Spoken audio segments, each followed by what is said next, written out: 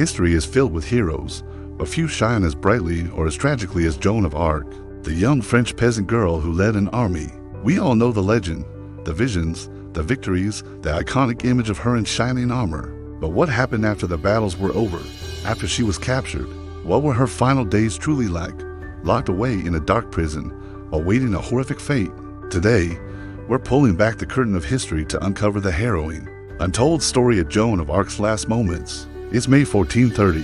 The tide of the 100 Years' War had turned, thanks in large part to Joan. She had lifted the siege of Orleans and seen Charles VII crowned King of France. She was a national hero, but her luck was about to run out. During a minor skirmish at Compiègne, she was pulled from her horse by Burgundian soldiers, allies of the English. Her capture wasn't just a military loss, it was a political earthquake.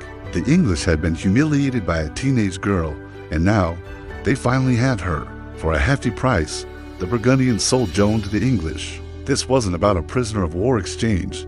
This was about revenge and propaganda. They needed to discredit her to prove that her divine visions were not from God, but from the devil.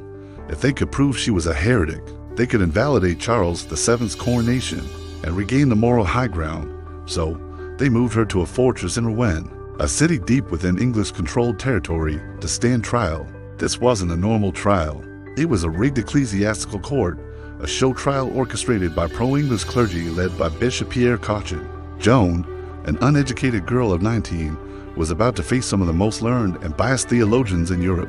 She was held not in a church prison with other women, as was customary, but in a secular military fortress. She was kept in a dark cell, chained by the neck, wrists, and ankles to a heavy wooden block. 3 to 5 gruff English soldiers were her constant guards, a terrifying and humiliating reality for a young woman who had sworn a vow of chastity. The trial began in February 1431 and dragged on for months. Day after day, she was interrogated. They grilled her on every aspect of her life, from her childhood games to the nature of her divine voices. Imagine the pressure, alone, illiterate teenager facing a room full of powerful, hostile men, all trying to twist her words and trap her in heresy. But Joan was anything but a simple peasant girl. She was brilliant. Her responses were sharp, witty, and surprisingly clever. When asked if she knew she was in God's grace, a classic theological trap, she replied, "If I am not, may God put me there, and if I am, may God so keep me." Any other answer would have been an admission of either presumption or heresy. She consistently outsmarted her accusers, leaving them frustrated and amazed. She refused to betray her king and held firm that her voices were from St. Michael, St. Catherine, and St. Margaret. Her biggest point of contention, however, was her clothing.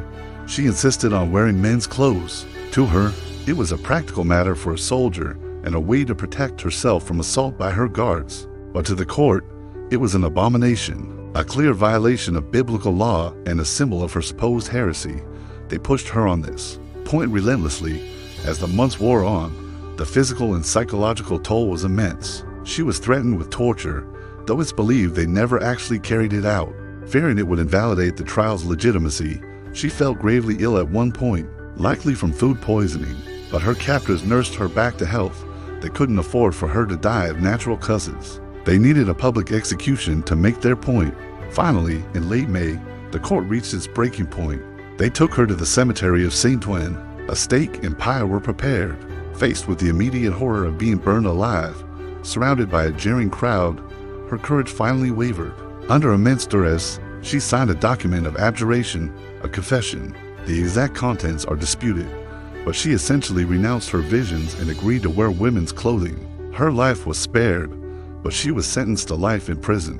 For a brief moment, it seemed over. They put her in a dress and returned her to her cell. But this is where the story takes its final, cruel twist. A few days later, the judges visited her and found her back in men's clothes. Accounts differ on why. Some say her guards took her dress away and left her with nothing else to wear. Others, including Joan herself, claimed her voices had returned, chastising her for her weakness and betrayal of God's will. She had relapsed. For Bishop Cauchon and the English, this was the checkmate they had been waiting for. A relapsed heretic was condemned to death with no further appeal. There would be no more questions, no more chances. The final verdict was swift. On the morning of May 30th, 1431, Joan was taken to the old market square in Rouen. A huge crowd had gathered. She was allowed one final confession and communion, a small mercy. As she was led to the tall pyre, she reportedly wept, asking for a cross. An English soldier, moved by pity, fashioned a small one for her from 2 pieces of wood. She tucked it into her dress. Another was held up before her eyes as the flames were lit. Her last reported words were a desperate, repeated cry of Jesus. As the fire consumed her, to ensure no relics could be collected by her supporters, the English burned her body not once, but 3 times, until only fine ash remained. They then gathered her ashes and scattered them into the same river, hoping to erase her from memory forever. They failed. In their attempt to destroy her, they made her an eternal martyr. Just 25 years later, a new trial was authorized by the Pope at the request of Joan's mother and King Charles VII.